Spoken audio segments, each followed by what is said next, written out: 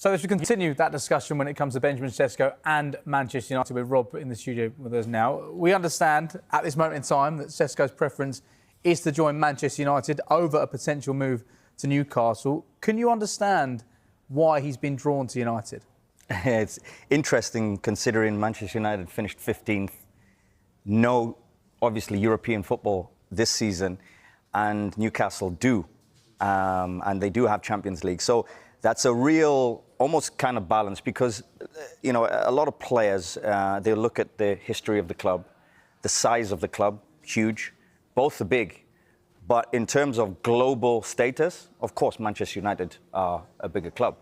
But it's an interesting choice because if he has the both of them on the table and he's sitting down and trying to choose, it might come down to literally the difference between who's kind of discussing the projects with him. Manchester United look as if everything's going to be refreshed this season. The manager is clearly at the forefront of that recruitment. And it's very interesting. So, yes, I can understand him if he goes to Manchester United because the size of the club is huge. And also maybe he could be seen as a bit of a hero in terms of, yes, Cunha, Mbomo, Fernandes, the players that are there. He comes in, Sesko comes in, scores goals, takes them to European football, takes them to way higher up in let's call it the top six, and then maybe Champions League, maybe European football. That is the start of this new Manchester United. Sometimes the project of being fresh, new, and also being part of that, I think is also huge. But also because it's the size of the club, it's Manchester United. And I think that's how Manchester United are putting it. The other thing about the stadium is kind of long-term, because I think that's kind of part of the project, but it's years away. You know, it's far from anywhere near completion. Manchester United would have had a list of potential strikers they were looking to sign this summer. Very high up that list was Ollie Watkins. Can you understand why they've opted against somebody with Premier League experience who maybe would have been cheaper, although he's nearly 30, over a player? Well, they've gone for a younger player with a high ceiling, but Watkins could have come in and maybe delivered straight away. Yeah, well, listen, Ollie Watkins, I love Ollie Watkins. I think he's quality. I think he brings goals. I think he brings assists. He brings this real energy to be able to, you know, pop into little holes on the pitch, but also be able to stretch the team. You know, he'll be the first to be put through on goal for a 1v1. So I think that kind of fits with Manchester United. But I think age kind of goes towards this, you know, because Manchester United will be looking at that and maybe thinking, okay, he's nearly 30. This player's 22. Okay, the next stage, what level are they? Do we believe Sesko will hit the same levels as Ollie Watkins in the next few years? Okay, maybe he puts him up. And then it is obviously down to longevity. You know, if we give this guy a 4 or 5 year contract, he's our long-term project. Ollie Watkins might not be that. But I would be very surprised if Manchester United haven't looked at Ollie Watkins and at least had the conversation and at least had the discussion of, would you be interested?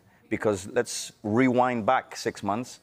There was the discussion of Ollie Watkins going to Arsenal, and he was very interested. So I would assume Ollie Watkins would also be very interested in Manchester United, but maybe it just doesn't fit right now, and that's why. But I think Sesko is a very, very good option. You know, when I look at him and I look at what he can bring to Manchester United, and also bring to Mbomo, Fernandes, Cunha.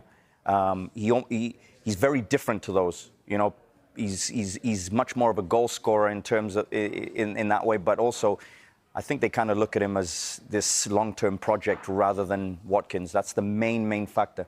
Well, a long-term project was Rasmus Højlund, who came in 2 years ago. Would you have sympathy for him if Benjamin Sesko comes in? Because Højlund's had to lead the line for 2 years at a very young age. Clearly, with United not being in Europe next season, there's going to be limited minutes for him if Sesko does come in. What is Højlund? 22? 22. Yeah, 22, going 23. For me, that's not young. I think maybe when he first came in, that first 6 months, 8 months, yeah, okay, he's young, everything's fresh, get used to everything. But after that, to be honest, the bottom line is he's not been good enough, and he's not delivered, and he's had the opportunities because, you know, who else has it been? He's had chances to be in that team. There is moments with Højlund where I've looked at him and I think, that's quality. That's a great finish. And then you don't see it for 10 games. That's a big problem. Didn't score enough goals last season. And Manchester United, right now, they're looking at players, and they've had, 8 months or so to look at the players that are currently there and say, are these the players that take us forward? Or are these the players that kind of just stabilize the club?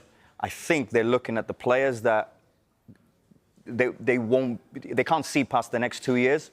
They're slowly, maybe that is Højlund. He fits into that he doesn't fit in the next couple of years. So it's the time for him to move on. They're clearly looking at it because Sesko's coming in. So if he is coming in, there's a reason for that, is because things have not been good enough.